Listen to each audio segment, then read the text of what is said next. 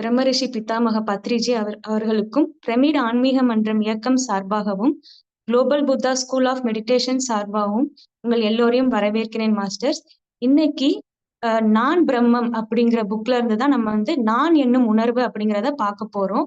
ஒரு group discussion மாதிரி இதுல இருக்கிற எல்லா மாஸ்டர்ஸும் அவங்களோட கருத்துக்கள் வந்து சொல்லுவாங்க, அவங்களோட ஞானத்தை வந்து பகிர்ந்துக்குருவாங்க. அதாவது நான் என்னும் உணர்வு அப்படின்னா என்ன அப்படிங்கிறது இல்ல. சோ இந்த மகாராஜா, இந்த புக் எழுதின மகாராஜா அப்படிங்கிற யாருன்னா நிசர்கந்த மகாராஜான்னு சொல்லுவாங்க. அவங்களோட ஹிஸ்டரி மட்டும் நான் சொல்லிடுறேன் மாஸ்டர்ஸ். இவரோட இயற்பெயர் வந்து மாருதி. கிருஷ்ண ஹனுமன் ஜெயந்தி அன்னைக்கு பிறந்ததுனால இவரோட இயற்பெயர் மாருதி அப்படின்னு சொல்லி அவங்க அம்மா அப்பா வச்சாங்க. இவங்க சின்ன வயசுல படிப்பு அப்படிங்கிறது, பள்ளி பருவம் அப்படிங்கிறது எதுவுமே இல்ல. ஆடு மாடுகள் தான் மேய்ச்சிட்டு இருந்தாங்க. ஆனா இவரோட சின்ன வயசுல இருந்தே இவர்கிட்ட அந்த ஆர்வம், அந்த சந்தேகம், கேள்விகள் எல்லாமே அப்படிங்கிறது வந்து சின்ன வயசுல இருந்து இருந்துட்டே தான் இருந்துச்சு. போக போக அவங்க அப்பா இறந்ததுக்கு அப்புறம் அந்த குடும்ப சூழ்நிலை, அந்த கஷ்டத்தினால மும்பைக்கு வேலைக்கு போறாரு. அங்க ஒரு சின்ன பெட்டிக்கடையை வந்து ஆரம்பிக்கிறாரு. அந்த பெட்டிக்கடையும் ஒரு நல்ல டெவலப்மெண்ட் வந்த பிறகு கல்யாணம் அப்படிங்கிறது ஆகுது, குழந்தைகள் எல்லாமே வந்து இருக்கிறது. ஒரு நடுத்தர வாழ்க்கைக்கு வரும்போது அவருடைய ஃப்ரெண்ட் ஒருத்தவங்க வந்து ஒரு குருஜியோட வந்து கூப்பிட்டு போறாங்க. அந்த குருஜி வந்து மந்திரங்களும் தியானங்களும் சொல்லிக் கொடுத்தாங்க மாருதி அப்படிங்கிறவங்களுக்கு. சோ எப்பயும் போல நாம எப்படி நம்ம மெடிடேஷன் பண்ணுவோம், ஸ்டார்டிங்ல தேர்ட் எக்ஸ்பீரியன்ஸ் எல்லாமே வந்து வந்துச்சு. அதே மாதிரி மாருதிக்கும் அந்த எக்ஸ்பீரியன்ஸ் எல்லாமே வந்து ஃபீல் பண்ணாங்க. போக போக ஒரு நாள் வந்து ஒரு பேரண்ட விழிப்புணர்வு அவங்களுக்குள்ள ஏற்பட்டுச்சு. அப்போ அந்த பெட்டி கடைக்காரர் மாருதி அப்படிங்கிறத மறைஞ்சு, அந்த அடையாளம் கரைஞ்சு ஸ்ரீ நிசர்கந்தா அப்படிங்கிற ஒரு ஒளியோட வந்து அவருக்கு வந்து தெரிஞ்சது. அதுக்கப்புறம் மாருதி அப்படிங்கிறவங்க வந்து ஒரு ஆண்டியா ஆகணும்னு சொல்லி இமயமலைக்கெல்லாம் போயிட்டு வந்தாங்க. அங்க இருக்க பிடிக்காம மறுபடியும் இங்க வந்தாங்க. அப்போ வந்து அவருக்கு நான் உடல் இல்ல, அதுக்கும் மேல அப்படிங்கிற கருத்துக்களை போய் ஒரு பேரானந்தமான நிலைய, ஒரு உன்னதமான நிலைய வந்து அடைஞ்சாரு. அந்த மனநிலைய வந்து எதோட கம்பேர் பண்ணாலும் அது மதிப்பற்றதா தான் இருந்தது.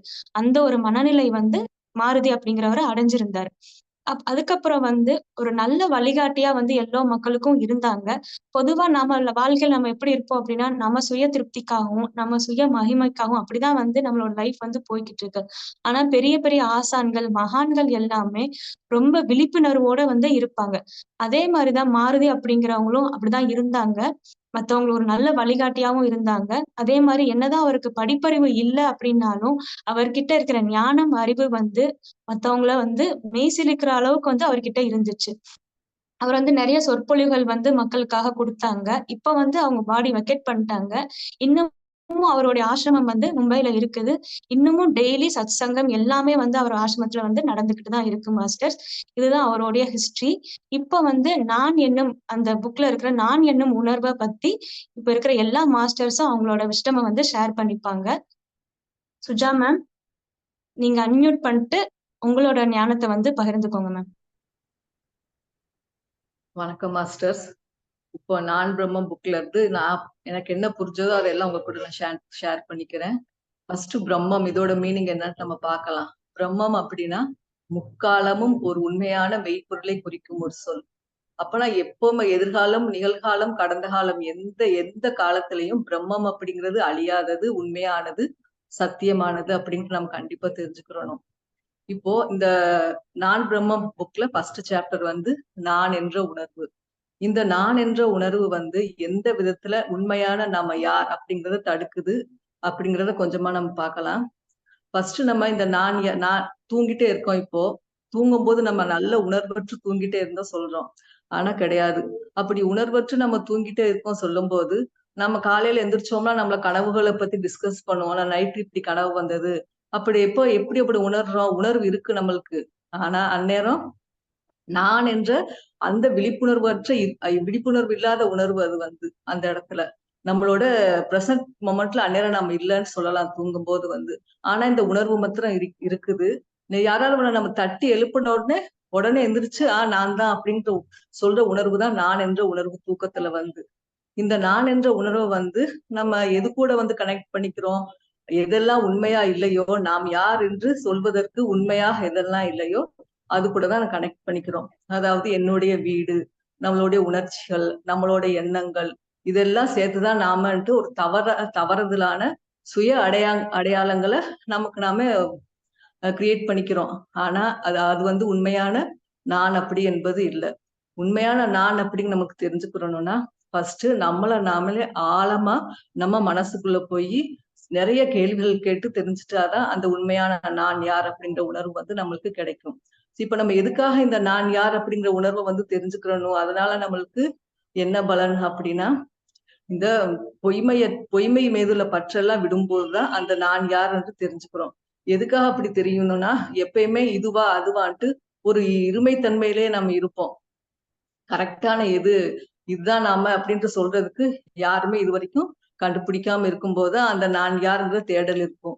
அதுக்காக நம்ம தியானம் பண்ணிட்டு அமைதியா இருக்கும்போது அந்த நம்மளோட அடி ஆழமான மனசுல வந்து ஒரு பேரமைதியான நிலை வரும். அந்த பேரமைதியான நிலையை வந்து விவரிக்கவும் முடியாது, அது நம்ம உணரதான் முடியும். அப்பதான் அந்த உண்மையான நான் யார் அப்படிங்கிறது தெரியும். இப்போ ஒரு சின்ன உதாரணமா இந்த நான் யார் அப்படி தெரிவதற்கு வந்து எல்லாத்துக்குமே ஒரே ஒரு சாராம்சம் தான். இப்போ ஒரு பூ இருக்கு, அந்த பூ வந்து பல கலர்ஸ்ல இருக்கும். ஆனா அதுல இருக்கிற குளோரோஃபில் அப்படின்னு ஒரு பிக்மெண்ட்ல வந்து அந்த சூரிய ஒளி படும்போதுதான் அந்தோட பூவோட கலர்ஸ் வந்து உருவாகுதுன்னு சொல்லியிருக்காங்க. அதே மாதிரி வானவில் இருக்கு, அந்த மழை பெய்யும் போது அந்த சூரிய ஒளி தண்ணியில படும் போதுதான் அது 7 வர்ணங்களா வந்து நம்மளுக்கு டிஃபரன்ஷியேட் பண்ணி காட்டுது. ஆனா இந்த ரெண்டுலயுமே இந்த கலர்ஸை டிஃபரன்ஷியேட் பண்றது என்ன பாத்தீங்கன்னா அந்த சூரிய ஒளி. இதுதான் அதோட சாராம்சம்.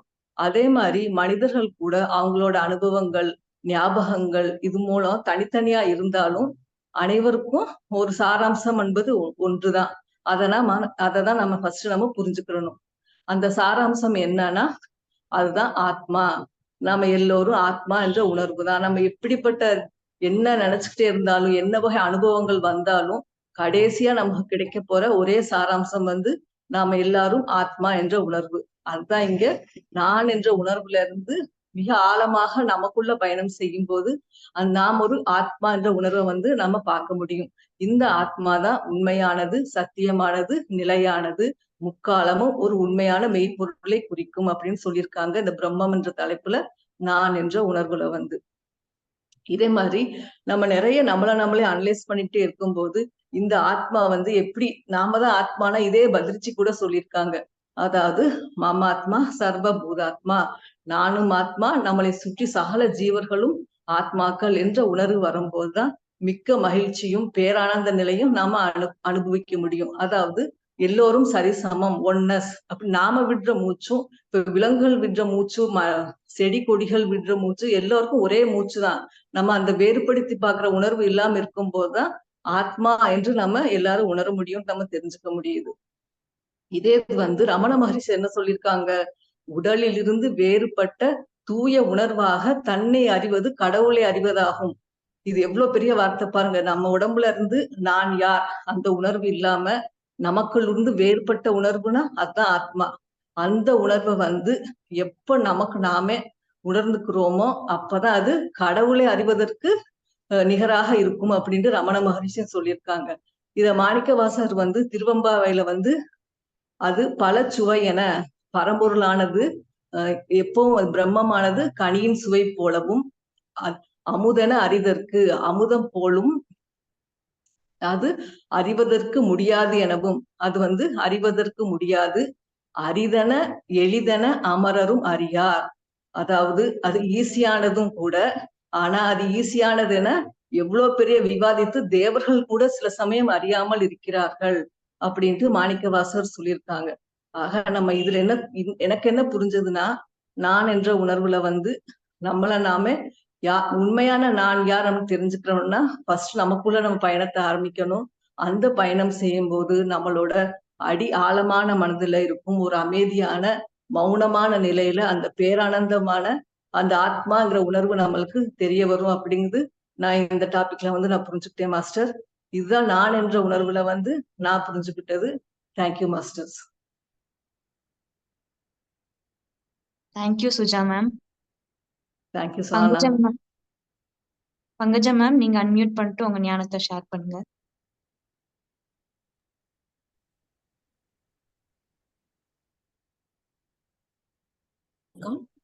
நான் இந்த புக்ல நான் பிரம்மம் அப்படிங்கிற புக்ல இருந்து என்னோட புரிதல் வந்து, நாம இந்த உலகுக்கு வந்து நம்ம தூங்கி எழுந்ததும் இயற்கையா எல்லாருக்குமே ஒரு தூக்கம் அப்படிங்கிறது மனிதனா பிறந்ததுல இருந்து எல்லா ஜீவராசிகளுக்கும் இருக்கும். ஆனா நம்ம டெய்லி தூங்கி எந்திரிக்கிறோம். ஆனா அந்த தூக்கம் அப்படிங்கறத எந்திரிச்சதும் நாம எங்க இருக்கோம் அப்படிங்கிற முதல்ல வந்து நான் அப்படிங்கறது தான் முன்னாடி வருது. நான் எங்க இருக்கேன் அப்படிங்கிற அந்த புரிதல்லாம் நமக்கு தெரியுது. நம்ம இப்ப எங்க இருக்கோம், நம்ம எந்த இடத்துல நல்லா தூங்கிட்டேனே எங்க இருக்கிறேன் அப்படிங்கிற இடத்துல இருந்து நம்ம அறியாமையில இருந்துதான் நம்ம ஆரம்பிக்கிறோம். ஆனா அந்த புரிதலை வந்து நம்ம எப்படி மேம்படுத்தணும் அப்படிங்கறதுதான் இந்த புக்ல நம்மளுக்கு ரொம்ப தெளிவா கொடுத்திருக்காங்க. கேள்வியவும் அவங்க கேக்குறப்பவையும் அதுல இருக்கிற அந்த கேள்விக்கு எதிர்கேள்வியா அந்த நம்ம மகாராஜ் வந்து அவங்க என்ன சொல்லியிருக்காங்கன்னா, உன்னை நீயே புரிஞ்சுக்காம நான் அப்படிங்கிற உணர்வுல நீ இருக்கிறப்ப உனக்கு எப்படி உன்னோட புரிதல் வந்து உனக்கு தெரியாமையே இருந்துருது அப்படிங்கறதுதான் கேள்வியா கேட்டிருக்காங்க. நீ இப்ப எந்திரிக்கிற அப்படிங்கிற உணர்வு உனக்கு இல்லைன்னா நீ எப்படி உன்னால உணர்ந்துக்கிட முடியும் அப்படிங்கறதான் அவங்க கேக்குறாங்க. அதாவது நான் முதல்ல நம்மளோட நான் என்ன உணர்வு தான் முதல்ல நமக்கு வந்தது. நம்மளோட விழிப்புணர்வோட நான் உடல் அப்புறம் வந்து நம்மளோட இதயம் அந்த அடுத்து வந்துதான் மனம் அப்படிங்கிறதுக்கு அடுத்து அந்த மனசுக்குள்ள போறப்பதான் அந்த மனச வந்து ஆழமா நம்ம உள்நோக்கி நமக்குள்ளேயே நம்ம போறப்பதான் அந்த நான் அப்படிங்கிற உணர்வு அந்த நான் அப்படிங்கிற நிலை வந்து மறைஞ்சு நான் ஆத்மா அப்படிங்கிற நினைவுக்கு நம்ம தெரிஞ்சுக்க முடியும். அதுக்கு நாம என்ன செய்யணும்னா நம்மளோடயே நாம பயணம் பண்ணும்போது அதான் நம்ம சுயத்துக்குள்ள எவ்வளவு ஆழ்ந்து நம்ம உள்ள போறோமோ அப்பதான் நம்மளோட நான் அப்படிங்கிற உணர்வு வந்து வேறுபடும். அது நான் அப்படிங்கிறது இல்லாம நான் வந்து ஆன்மா அப்படிங்கிற நிலைக்கு நம்மளால அடுத்த கட்டத்துக்கு போக முடியும். அது எப்படி உருவாக முடியுதுன்னா நம்ம ஒவ்வொரு அனுபவம் மூலமாதான் நம்ம கான்சியஸா விழிப்புணர்வோட நம்ம அனுபவத்தை ஒவ்வொன்னுலயும் நம்ம அனுபவிச்சாதான் அந்த அனுபவம் நமக்கு கிடைச்சாதான் அந்த நான் என்கிற உணர்வுக்குரிய பதிலும் நமக்கு கிடைக்கும் அப்படிங்கிறதையும் நாம தெரிஞ்சுக்கலாம். அதாவது இன்னொருத்தவங்களோட அனுபவத்தை நாம படிச்சுக்கிட்டு அவங்களோட அனுபவம் தான் நமக்கு அப்படிங்கிறது இல்லாம நாம நம்மளோட அனுபவத்தை எவ்வளவு நம்ம விழிப்புணர்வோட உணர்ந்து நம்ம செயல்படுறோமோ அப்ப வந்து இந்த அனுபவங்கள் மூலமா நமக்கு நான் அப்படிங்கிற உணர்வுல இருந்து நம்ம ஆன்மா அப்படிங்கிற உணர்வுக்கு நம்ம அடுத்த கட்டத்துக்கு போக முடியும் அப்படிங்கறதுதான் இதுல நான் தெரிஞ்ச புரிதல் வந்து. அதுக்கப்புறம் வந்து நம்ம இத வந்து ரொம்ப நம்ம டீப்பா ஆழமா நம்ம இதுக்குள்ள போறப்ப வந்து இதுல இருக்கிற நம்ம உணர்வுகளை வந்து நம்மளால வெளிப்படுத்த முடியாது, விவரிக்கவும் முடியாது. நமக்குள்ள நாம அந்த பேரானந்த நிலைய நமக்குள்ளதான் நம்ம அனுபவிச்சுக்க முடியுமே தவிர அதை நம்ம வெளியே சொல்லி வர்ணிக்கவும் முடியாது. அந்த செயல் வந்து ஒவ்வொருத்தங்களும் தனக்குள்ள அவங்க உணர்ந்தாதான் அந்த பேரானந்தத்தை நம்மளால அடைய முடியும். அதுக்கு வந்து உலகத்துல இருக்க எல்லாமே ஒண்ணு அப்படிங்கிற அந்த அன்பு நம்ம எவ்வளவு நிபந்தனையற்ற அன்பு அந்த எல்லா பொருட்கள் மேலையும் எல்லா ஜீவராசிகள் மேலையும் நம்ம கொடுக்குறப்ப அந்த ஆன்மா வந்து ரொம்ப தெளிவா நமக்குள்ள வெளிப்படும் அப்படிங்கறதுதான் இதுல கொடுத்திருக்காங்க. மீதி எல்லாமே சுஜா மாஸ்டர் சொன்னதான் நானும் அதுதான் கருத்து எனக்கும் தெரிஞ்சது. அது அவங்க சொன்னதுனால அது எனக்கு புரிதல் மட்டும் இதுல சிம்பிளா நான் பகிர்ந்துக்கிறேன். Thank you master. நன்றி, வணக்கம். Thank you Pankajam ma'am. Jayanthi ma'am, நீங்க அன்மியூட் பண்ணிட்டு உங்களோட ஞானத்தை பகிர்ந்துக்கோங்க மேம். வணக்கம் மாஸ்டர்ஸ். இப்ப நம்ம வந்து நான் பிரம்மம் அப்படிங்கிற புக்ல இருந்து நான் வந்து இந்த உணர்வை பத்தி அதாவது நான் என்னும் உணர்வு அதை பத்தி நான் என்ன புரிஞ்சுக்கிட்டேன் அப்படின்னா, இப்ப வந்து நம்ம தூங்கி எந்திரிச்ச உடனேயே வந்து நமக்கு வந்து தூக்கத்துல இருந்து எந்திரிச்ச உடனே நான்கிற உணர்வு இருக்குது. இருக்க போய் தான் வந்து நம்ம தூக்கத்துல என்ன நடந்துச்சுன்னு தெரியாம நம்ம யோசிக்கிறோம். ஆனா நம்ம தூக்கத்துல இருக்கும் போது கூட நமக்கு அந்த உணர்வு இருக்குது. ஆனா அதை நம்ம மறந்துருதோம். நம்ம விழிப்புணர்வு இல்லாத நிலையில நம்ம இருக்கிறோம். அப்ப வந்து நம்ம என்ன செய்யறோம் அப்படின்னா, நமக்குள்ள உடல் தான் தூங்குதே தவிர ஆன்மாங்கிறது வந்து தூங்காம நமக்கு கனவுகள், சூட்சும உடல் பயணம் இதெல்லாம் வந்து நம்ம மேற்கொள்றதெல்லாம் வந்து நம்ம காலையில எந்திரிச்ச உடனே நமக்கு கொஞ்சம் கொஞ்சம் ஞாபகம் இருக்கு. அதனாலதான் நமக்கு அந்த நம்ம தூக்கத்துல என்ன நடந்தது அப்படின்னு நம்ம யோசிக்கிறோம்.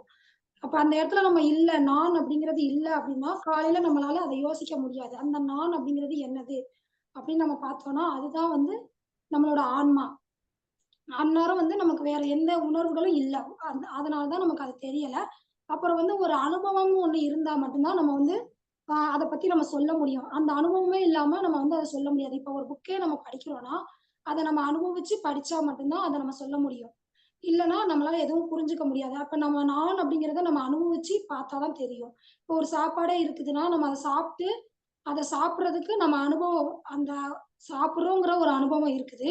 அத அந் சாப்பிடுறோங்கிறது வந்து நம்மளோட அனுபவம் கிடையாது. நம்ம வந்து அந்த சுவைய உணர்றது தான் நம்மளோட அனுபவம். அத வந்து நம்ம அனுபவிக்கிறோம். அப்ப அத வந்து நம்ம வெளிய சொல்லும்போது, இந்த சுவை இருக்குது, எனக்கு உப்பு இருக்குது, காரம் இருக்குது அப்படிங்கிறத நம்ம சொல்றோம்னா, அத அனுபவிக்காம நம்மளால சொல்லவே முடியாது. அதுபோல தான் நம்ம தூக்கத்துல இருந்து நம்ம எந்திரிக்கும் போதும், நம்ம அத ஒண்ண உணர்றோங்க போய் தான் நம்ம அத சொல்றோம். இல்ல நமக்கு அந்த உணர்வு இல்லன்னா, நம்மளால காலையில எந்திரிச்சோனே நம்ம மறந்துட்டோம்னாலும், நமக்கு அது ஞாபகம் இல்லாம நம்மளால கேட்கவே முடியாது. அந்த இடத்துல நம்ம என்ன நடந்துச்சுன்னு. அப்ப அந்த இடத்துல யார் இருக்கா அப்படின்னு பார்த்தா, அந்த நான் என்னும்ங்கிற உணர்வு தான் இருக்குது. இப்ப சூரிய ஒளி மூலமா நெறைய பூக்கள் எல்லாம் பூக்குது. அது ஒவ்வொரு கலர்ல ஒவ்வொரு பூ பூத்தாலுமே, அதோட இது ஆணிவேர் வந்து எல்லாத்துக்கும் ஒண்ணுதான். அதே போல தான் மனுஷங்க ஒவ்வொருத்தவங்க ஒவ்வொரு மாரி இருந்தாலும், கடைசி நம்மளோட மூலம் அப்படிங்கிறது அந்த பரபிரம்மா தான் அப்படின்னு சொல்லி சொல்றோம். பரபிரம்மம். அப்ப அந்த மூலத்துல இருந்து தான் நம்ம எல்லாருமே வந்திருக்கோம் அப்படிங்கிறத நம்ம உணர முடியும். இப்ப நம்ம எப்படி அந்த சூரிய ஒளியில இருந்து தான் எல்லா பூவும் பூக்குது. ஆனா ஒவ்வொரு பூவும் ஒவ்வொரு விதவிதமா இருக்குது. அதுபோல தான் நம்ம வந்து ஒவ்வொரு விதவிதமா நம்மளோட சுற்றுச்சூழல்லயும், நம்மளோட சமுதாயத்து ரீதியாவும், நம்ம மதம் இந்த மாரி ஒவ்வொரு இதுபடி வாழ போய், நம்ம ஒவ்வொருத்தவங்களும் ஒவ்வொரு மாரி இருக்கோம். ஆனா எல்லாத்துக்கும் ஆணிவேர் வந்து நம்மளோட ஆன்மா. நம்ம எல்லாரும் ஒண்ணுதான் அப்படிங்கிறது தான் சொல்லியிருக்காங்க. அதுக்கப்புறம் இன்னொன்னு என்ன எடுத்துக்கிட்டோம்னா, ஆ நம்ம வந்து நமக்குள்ள போயி, நம்ம ஆழமா நம்ம தியானம் பண்ணி, நமக்குள்ள போக போக விழிப்புணர்வு அதிகமாகும்போது, நம்ம வந்து ஒவ்வொரு விஷயமா நமக்குள்ள வெளிவரும். நம்ம கோபம், நம்மளோட அ தீய குணங்களா இருந்தாலும் சரி, நல்ல குணங்களாலும் சரி, வெளிய வர வர, இது இல்ல நான், அது இல்ல நான் அப்படின்னு சொல்லி நம்ம ஒண்ணுலருந்து வெளிவரும்போது, கடைசியா நம்ம ஒரு இடத்துல வந்து நிப்போம். அந்த இடத்துல வந்து இதுதான் நான் சொன்னா கூட அதுவும் உண்மை கிடையாது அப்படின்னு சொல்றாங்க. நம்ம மெய்த்தன்மைய வந்து உள்ள கொண்டு போயி பொய்யான விஷயம், இந்த பற்று, இந்த உலக வாழ்க்கையில உள்ள பற்றுக்கள், நம்ம நான் அப்படிங்கிற போர்வைக்குள்ள இப்ப நம்ம இருக்கிறோம். எப்படி இந்த குடும்பத்துல நான் பிறந்திருக்கேன், இவங்க எங்க பெத்தவங்க, இந்த பேர்ல நான் வாழ்றேன், இது என் ஊரு அப்படின்னு சொல்லி நம்ம ஒண்ண சொல்லிக்கிட்டு இருக்கோம். அந்த நான் அப்படிங்கிறத நம்ம விட்டுட்டு, அப்ப நமக்குள்ள ஆழமா போயி நம்ம விழிப்புணர்வோட இருக்கும்போது, நமக்கு வெளிய வர அந்த ஒண்ணு தான், அந்த மெய்த்தன்மை தான், அந்த உண்மையான நான் அப்படிங்கிற உணர்வு. அந்த உணர்வ வந்து நம்ம அனுபவிச்சா மட்டும் தான் நம்மளால உணர முடியும். அதே இது நம்ம அனுபவிக்காம மத்தவங்களோட இத வச்சு நம்ம சொல்ல முடியாது. அதுக்கு தான் வந்து நம்ம அத அனுபவிக்கிறதுக்கு தியானம் பண்ணணும். தியானம் பண்ணி நம்ம உள்ள போய் நம்ம அந்த மத்த எல்லாத்துலேருந்து வெளிவந்து, கடைசியா இருக்கிற அந்த எந்த எண்ணமும் இல்லாத அந்த நம்ம ஒரு அமைதியான ஒரு மனநிலையில நம்ம இருக்கும்போது, அந்த நான் அப்படிங்கிற உணர்வு நமக்கு வெளிப்படும். அதுக்கப்புறம் வந்து நம்ம இந்த இதயத்திலிருந்து வர்றது, நம்ம மனசு பேசுறது, இப்படி ஒவ்வொரு நம்ம உடல்ல செய்ற செயல் எல்லாத்தையும் நம்ம கவனிக்கிறோம். அந்த கவனிக்கிறோம் அப்படிங்கிறது யார் அப்படின்னு பார்த்தோம்னா, ஏன்னா இந்த உடல் இருக்குது. அதனோட உறுப்புகள் எல்லாம் நம்ம கவனிக்கிறோம். அது என்ன தேவைப்படுது அப்படிங்கிறத. நம்ம இதயம் நமக்கு உணர்ச்சிகள வெளிப்படுத்துது. மனம் வந்து ஒவ்வொரு விஷயத்துக்கும் காரணத்த கண்டுபிடிச்சிருக்கு. இது எல்லாத்துக்கும் காரணமா ஒரு இடத்துல நம்ம கவனிக்கிறதா இருக்கிறோமே, அந்த நான் அப்படிங்கிறது தான் அந்த உணர்வா இருக்குது அப்படிங்கிறத நான் புரிஞ்சுக்கிட்டேன். இதுக்கு மேல வந்து நான் சுஜா மேம், பங்கஜம் மேம் சொன்னது எல்லாமே எனக்கும் ஓரளவுக்கு புரிஞ்சிருந்தது. அதுக்கு மேல எனக்கு இவ்வளவுதான் மாஸ்டர் தெரிஞ்சது. அடுத்த மாஸ்டர்ஸ் சொல்லுங்க. Thank you masters. Thank you Jayanthi ma'am. Thank you ma'am. Subhashini ma'am, நீங்க அன்மியூட் பண்ணிட்டு பேசுங்க மேம்.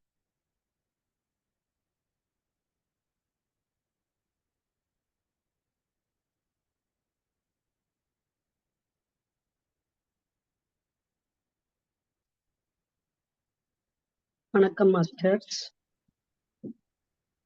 தன்னை உணர்தல், அவங்க சொன்னதான் நான் பிரம்மம் அப்படிங்கிறது. என்னன்னா, நம்மள நாமே உணர்வதுதான் ஆன்மீகத்தோட அடிப்படையான விஷயம். நான் எனக்கு என்ன புரிஞ்சதோ அந்த புக்ல படிச்சது, என்னோட மொழியில எனக்கு புரிஞ்சது வச்சு நான் சொல்றேன். மகாராஜ் அவங்களுக்கு, நிஷர்தத்தா மகாராஜ் அவங்களுக்கு அவங்க குரு ஒரு மந்திரம் சொல்றாங்க. அதுக்கப்புறம் உன்னையே நீ கவனி அப்படின்னு சொல்லியிருக்காங்க. அதுல இருந்து அது கவனிக்க ஆரம்பிச்சுட்டாங்க, உள்ள தன்னைத்தானே உற்று நோக்க ஆரம்பிச்சுட்டாங்க. அப்படி பார்க்கும்போது அவங்க பிரம்மம் அப்படிங்கிறத உணர்றாங்க. அத உரையாடல் மூலம் மத்தவங்க நிறைய பேர் அவங்கள பார்க்க வர்றாங்க. ஒரு கட்டத்துல அவங்க தான் யார் அப்படிங்கிறத உணரும்போது மத்தவங்களுக்கு இது அவங்க உரையாடல் மூலம் மத்தவங்களுக்கு உணர வைக்கணும் அப்படின்னு நினைக்கிறாங்க. அப்ப அவங்க மத்தவங்களுக்கும் சொல்றாங்க, உன்னை நீயே கவனி அப்படின்ட்டு அப்சர்வ் பண்றது. அந்த மந்திரம் அப்படின்னு குரு தந்தது வந்து ஒரு டூலா தான் யூஸ் பண்ணிருக்காங்க, அதனால ஒண்ணும் ஆகாது அப்படிங்கிறாங்க. நமக்குள்ளேயே நம்ம தான் உள்ள போயிட்டே இருக்கணும். அது எப்படி, யார் யார் கவனிக்கிறாங்க, நாம எப்படி அப்சர்வ் பண்றது? அப்சர்வ் பண்றம்போது நான் எப்படி என்ன நினைக்கிறேன் அப்படின்னா என் பேரை சொல்லிக்கிருவேன், இந்த ஊரு, இல்ல என்னோட ஹஸ்பண்ட், எங்க அம்மா அப்பா, ஒவ்வொன்னா ஒரு ஒரு இதுக்குள்ள எண்ணங்கள் வந்துட்டே இருக்கும். நிறைய நம்மளை பத்தின விஷயங்கள் ஏற்கனவே மெமரிஸ் போட்டு வச்சிருப்போம், அதே தான் வந்துட்டே இருக்கும். அது ஆழமா நம்ம இது இல்ல நான் இது இல்ல அப்படின்னு சொல்லிட்டு போயிட்டே இருப்போம். மைண்டும் பாடியும் நான் கிடையாது. மைண்ட் வந்து சைக்கலாஜிக்கலா ஒர்க் பண்ணும், பாடி வந்து பிசிக்கலா ஒர்க் பண்றது. நம்மளுக்கு அது மூலம் கிடைச்ச அந்த விஷயங்கள் நம்ம பட்ட அனுபவங்களை தான் எடுத்து நான் காமிச்சுட்டே இருக்கும். அந்த நான் கிடையாது. அப்ப வேற எதுதான் நான்? உன்னைய நீ அப்சர்வ் பண்ணு. எந்த எண்ணம் வந்தாலும் அந்த எண்ணத்துல சிக்க வேண்டாம், கவனிப்பாளரா மட்டும் இரு. அப்சர்வேஷன் மட்டுமே அங்க இருக்கணும். அது எப்படியாகட்டும் இருக்கட்டும், கெட்ட விஷயமா நினைச்சாலும் சரி, நல்ல விஷயமா நினைச்சாலும் சரி, அதுக்கு நம்ம அதுக்குள்ள போய் அட்வைஸ் பண்ண ஆரம்பிச்சிருவோம். ஒரு நினைக்கனா, ஐயோ இப்படி நினைக்காத அப்படி அந்த அட்வைஸ் கூட அங்க கொடுக்க வேண்டாம். நீ பாட்டுக்கு ஒரு கவனிப்பாளரா மட்டுமே அங்க இருக்கணும், அமைதியா. அது என்ன நினைக்குதுங்கிற அது பத்தின எந்த விஷயமே நமக்கு தேவையே இல்லை. அமைதியா அதை வாட்ச் பண்ணிட்டே இருந்தா போதும். அது பாட்டுக்கு 1000 இத மனசு எடுத்து எடுத்து எடுத்து கொடுக்கும். அடுத்தது ஒவ்வொன்னா எடுத்து எடுத்து கொடுத்தாலும் கூட நம்ம அங்க அமைதியா நிதானமா மௌனமா அதை வாட்ச் பண்ணிட்டு மட்டுமே தான் இருக்கணும். அப்ப ஒரு கட்டத்துல நமக்கு புரியும், நான் தான் அந்த பிரம்மம் அப்படின்ட்டு. இப்ப குருன்னு இருக்காங்க, நம்ம அவங்கள்ட்ட கீழே இருக்கோம். அப்ப அந்த நான் அப்படிங்கிறது ஏன் அவங்களால அப்சர்வ் பண்ண முடியல சீடனால அப்படின்னு ஒரு சீடர் கேட்கும்போது, அவங்க இல்லூஷன்ஸ்குள்ள நிறைய சிக்கி இருக்காங்க. இல்லூஷன்ஸ்னா அவங்கள பத்தி நிறைய விஷயங்கள் பிம்பங்களா வச்சிருக்காங்க. அவங்கள பத்திய ஒரு குற்ற உணர்வு, அவங்கள பத்தி ஒரு பெரிய அபிப்பிராயம், இப்படி நிறைய நிறைய விஷயத்துல சிக்கி இருக்கிறதுனால ஒரு முகமூடி மாதிரி நம்மளை போட்டுட்டு நம்ம இந்த உடல் அளவுல தான் இருக்கோம் தவிர உள்ள ஆழத்துக்கு போக முடியல. தியானம் பண்ணா இது அடைய முடியுமா? தியானம் பண்ணணும். அதோட தியானம் பண்ணும்போது கேள்விகள் வரும், நிறைய நிறைய வந்தாலும் ஆன்சர் பண்ணக்கூடாது அந்த கேள்விக்கு. சும்மா அப்சர்வ் பண்ணணும், சும்மா இரு. அதுதான் ரமண மகரிஷி கிட்ட நிறைய சீடர்கள் போவாங்களாம். போனவுடனே அவங்க வந்து எந்த இதுவும் கொடுக்க மாட்டாங்க, சொற்பொழிவோ எதுவுமே பண்ண மாட்டாங்களாம். சும்மா உட்கார வச்சிருவாங்க, எல்லாரையும் அமைதியா இருங்க அப்படின்ட்டுருவாங்க. அந்த அமைதி மூலம் அவங்க கண்ணை மூடிட்டு இருக்கும்போது அவங்களே தன்னால அப்சர்வ் பண்ண ஆரம்பிச்சிருவாங்க. அப்படி அப்சர்வ் பண்ணும்போது அவங்களுக்கு ஒரு கட்டத்துல புரிய ஆரம்பிக்கும். அந்த அனுபவம் தான் அது யார் அப்படிங்கிறத நமக்கு காமிக்கும். Excuse me mister.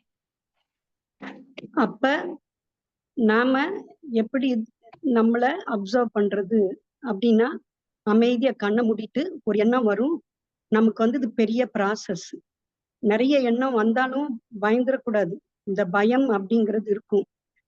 நம்மளே ஹானஸ்டா உற்று நோக்கும்போது நிறைய விஷயங்கள் கிளர்ந்தெழுந்து வந்துட்டே இருக்கும், அடுத்து அடுத்து அடுத்து நிறைய. அதை வந்து நம்ம அந்த இதுல பயந்துட்டு ஐயோ போதும், இதோட போதும் சாமின்ட்டு வெளியே வந்துருவோம். அது வரக்கூடாது. உட்கார்ந்துட்டு ஆழமா இருக்கும்போது ஒரு கட்டத்துல மனசு அமைதிப்பட்டு அந்த இதுக்குள்ள போயிட்டு எண்ணமே இல்லாம இருக்கும், எந்த டிசையரும் இருக்காது. அதுதான் நமக்கு அந்த பிளிஸ்.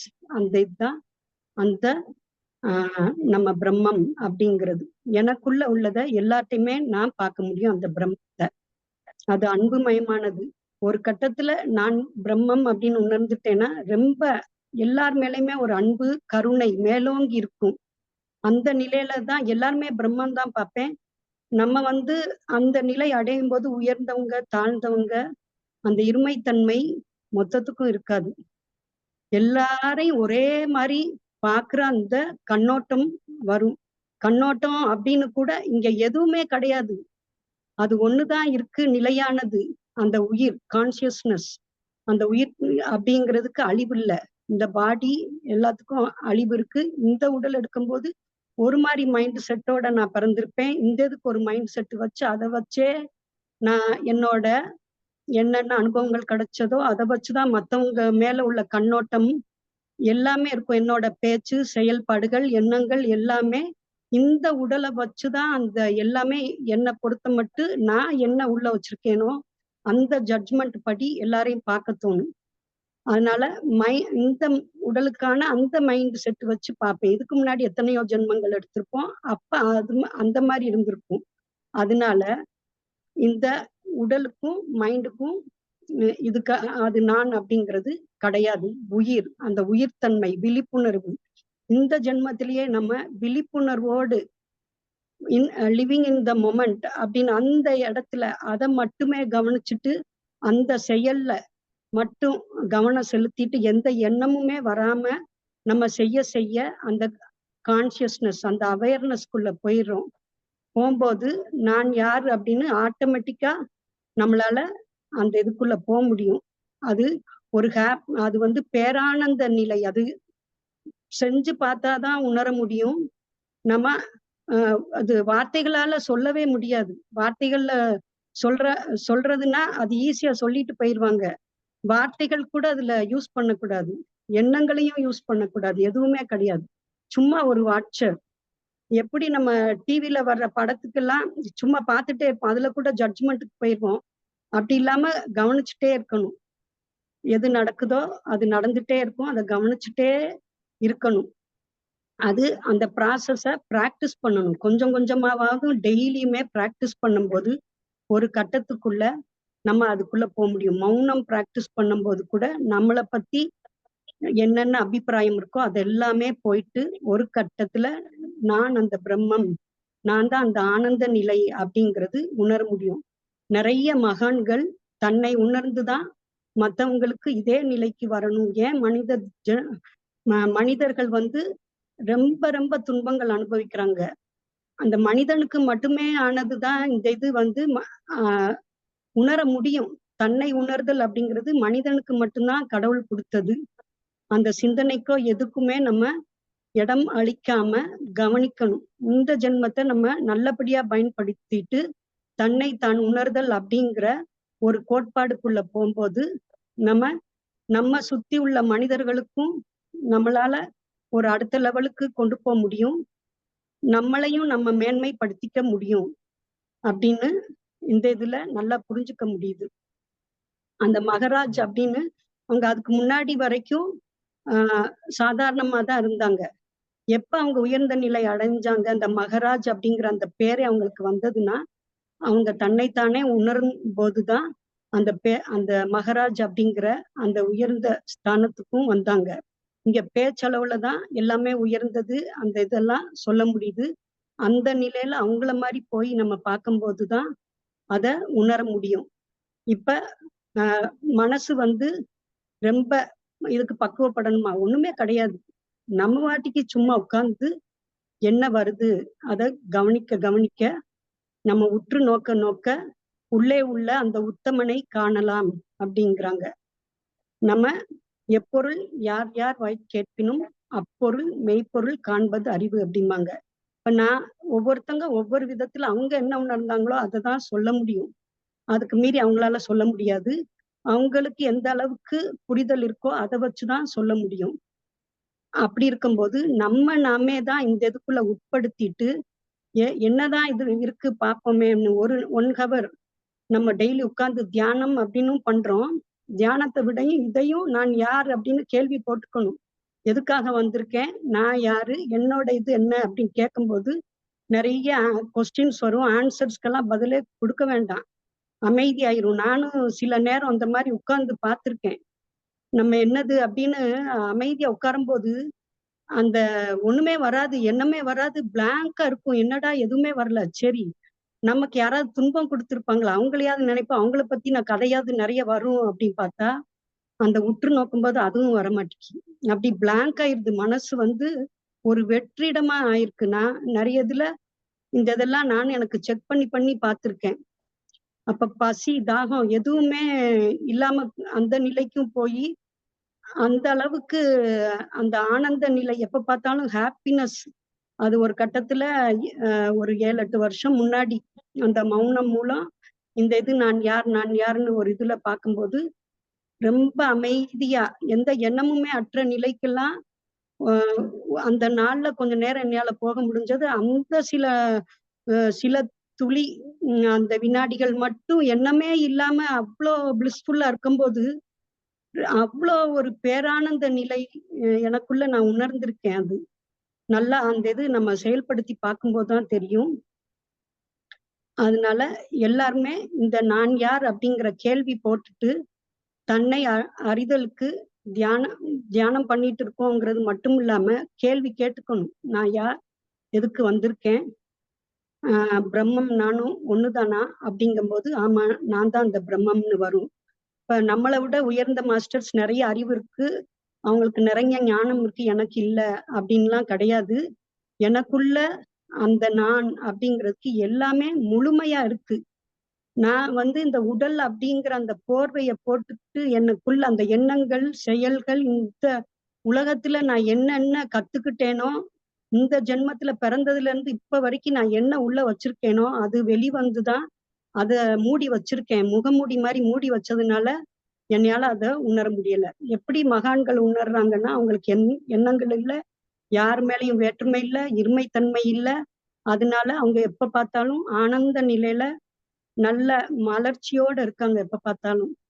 அது நம்ம பிராக்டிஸ் பண்ணும்போது எல்லாருக்குமே சாத்தியம்தான். இது மனிதனாக பிறந்த அனைவருக்குமே இது சாத்தியமானதுதான் அப்படின்னு நான் சொல்லி எனக்கு புரிஞ்ச இந்த தன்னை அறிதல் அப்படிங்கிற இது பத்தி நான் உங்களுக்கு புரிஞ்சதை சொல்லியிருக்கேன் மாஸ்டர்ஸ். எனக்கு வாய்ப்பு கொடுத்த அனைத்து மாஸ்டர்ஸ்க்கும் எங்கள் குளோபல் புத்தாஸ் டீமுக்கும் என் மனமார்ந்த நன்றியை தெரிவிச்சுக்கிறேன். நன்றி மாஸ்டர்ஸ்.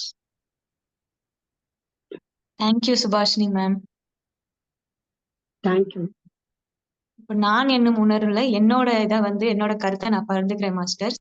இப்போ நம்ம தூக்கத்துல இருந்து எந்திரிச்ச உடனே இப்போ உலகம் நம்ம கண்ணு முன்னாடி தோணுது. சரி, இது எங்க இருந்து வருது அப்படின்னு பார்த்தோம் அப்படின்னா, இந்த தோற்றங்கள் எல்லாம் தோன்றுது இல்லையா, அந்த தோற்றங்கள் எல்லாம் தோன்றதுக்கு முன்னாடி அங்க யார் இருக்காங்களோ அது அவங்களுக்காக தான் தோணுது. இப்போ ஒரு எடுத்துக்காட்டு, இப்ப மனிதர்கள் இருக்கோம், நம்ம சுத்தி செடி கொடிகள் விலங்குகள் எல்லாமே இருக்கு. இதெல்லாம் இருக்க போய் தான் சூரியன் அப்படிங்கிறதே தோணுது, அந்த இயற்கை அப்படிங்கிறதே தோணுச்சு. அது எதுவுமே இல்லைன்னா அதை நம்ம அனுபவிச்சிருக்கவே மாட்டோம். நம்ம இருக்க போய் தான் அந்த தோற்றங்கள் அப்படிங்கிறது தோணுது. அப்போ தோற்றம் அப்படின்னா மறைவுகள் அப்படிங்கிறது கண்டிப்பா இருக்கதான் செய்யும். இந்த மாற்றங்கள் எல்லாமே மாறி மாறி வந்துட்டே தான் இருக்கும். ஆனா இந்த மாற்றங்களுக்கு பின்னாடி மாறாத ஒண்ணு இருக்கு அப்படிங்கிறத நம்ம புரிஞ்சுக்கணும். அந்த ஒன்னஸ் அப்படிங்கிறத நம்ம இதுல புரிஞ்சுக்கணும்.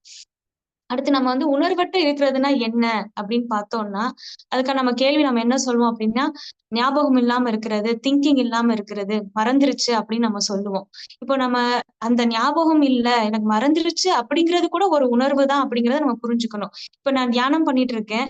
தியானம் பண்ணும்போது நான் திரும்பி கண்ணை முழிச்சு அந்த கான்சியஸ் வரும்போது நான் அப்படிங்கிற அந்த உணர்வு வந்துருது. நான் இந்த உலகத்துல இருக்கிறேன் அப்படிங்கிற உணர்வு நம்மளுக்கு வந்துருது எப்படியாச்சு.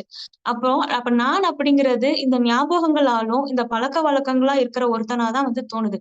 இத வேற எப்படி சொல்லலாம் அப்படின்னா, இப்ப ஒரு எடுத்துக்காட்டு, இந்த ஞாபகங்கள் பழக்க வழக்கங்கள் சொல்றோம் இல்லையா, அப்ப நம்ம டெய்லி சாப்பிடுறோம் அப்படிங்கிற ஞாபகம் நம்மளுக்கு இருக்குது. அந்த சாப்பிட்டு முடிச்ச பிறகு கை கழுவுறோம் அப்படிங்கிற அந்த பழக்க வழக்கங்கள் இருக்குது இல்லையா. இது ஒரு பேசிக்கான விஷயம். இந்த மாதிரி நிறைய விஷயங்கள் அப்படி நான் அப்படிங்கிற உணர்வை கொண்டு வருது. இது வேற ஏதாவது எப்படி சொல்லலாம் அப்படின்னு பார்த்தோம் அப்படின்னா, நம்மளை சுத்தி உள்ள ப்ராப்ளம்ஸ் எதுல இருந்து வருதுன்னு நம்ம பார்க்கணும். உணவுல இருந்து வரும். வீடு, மணி, சொத்து, சுகம், அப்புறம் இந்த ஃபேம், அந்தஸ்து எல்லாத்துல இருந்து இந்த ப்ராப்ளம் வந்து வருது.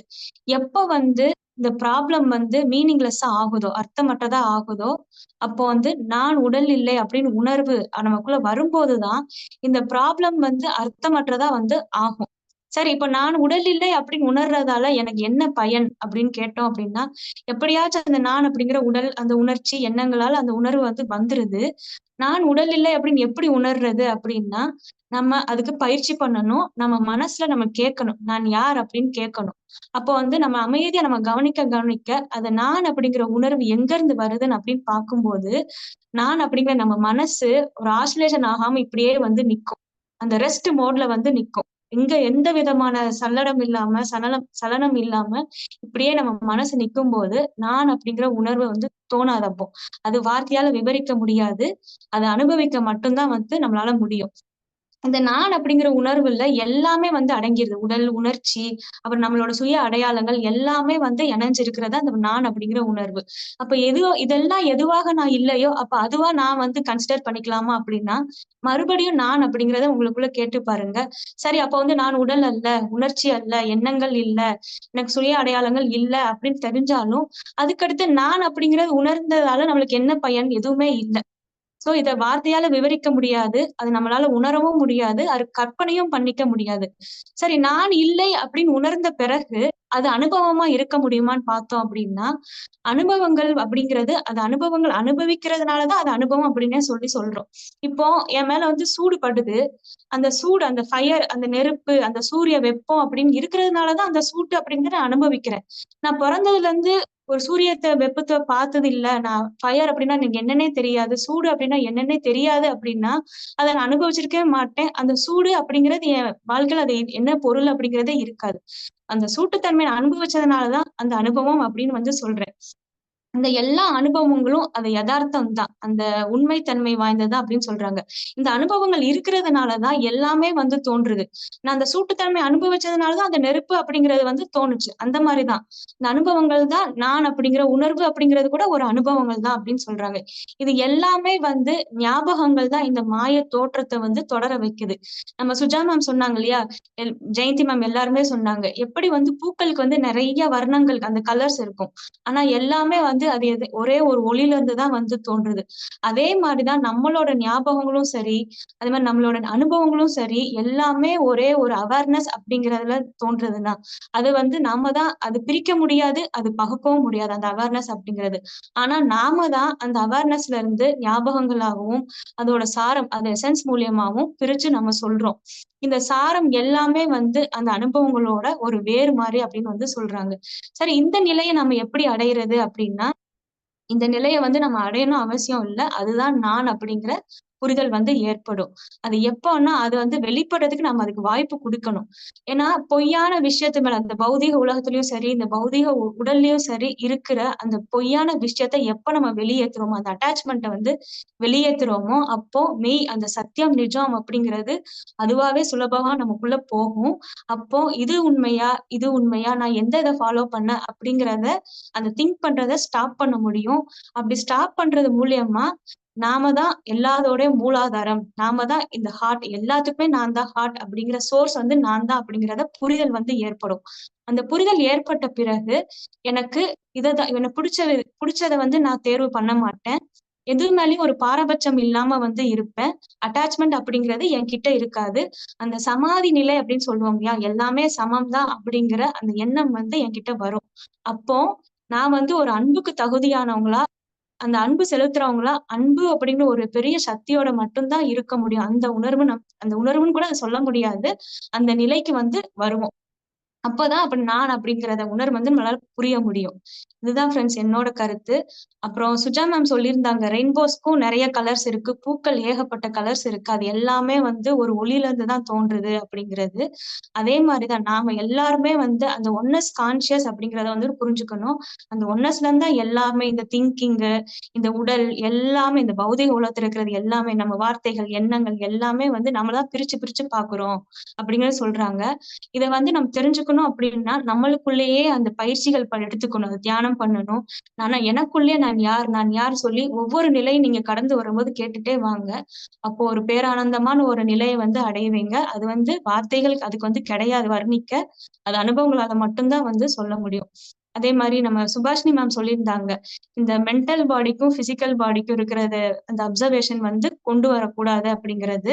இது எல்லாத்தையுமே நீங்களும் ஃபாலோ பண்ணணும் அப்படின்னு நான் கேட்டுக்கிறேன் மாஸ்டர். எல்லாருமே அவங்களோட ஞானத்தை ரொம்ப நல்லா பகிர்ந்துக்கிட்டாங்க. தேங்க்யூ மாஸ்டர்ஸ் எல்லாருமே உங்களோட விஸ்டம் ஷேர் பண்ணதுக்கு. இதே மாதிரி அடுத்த செஷன்லயும் நம்ம இந்த புக்கை பத்தி நம்ம குரூப் டிஸ்கஷன் பண்ணுவோம் மாஸ்டர்ஸ். இதுல எல்லாருமே பார்ட்டிசிபேட் பண்ணதுக்கு என்னோட மனமார்ந்த நன்றியை தெரிவித்துக் கொள்கிறேன். நன்றி, வணக்கம் மாஸ்டர்ஸ்.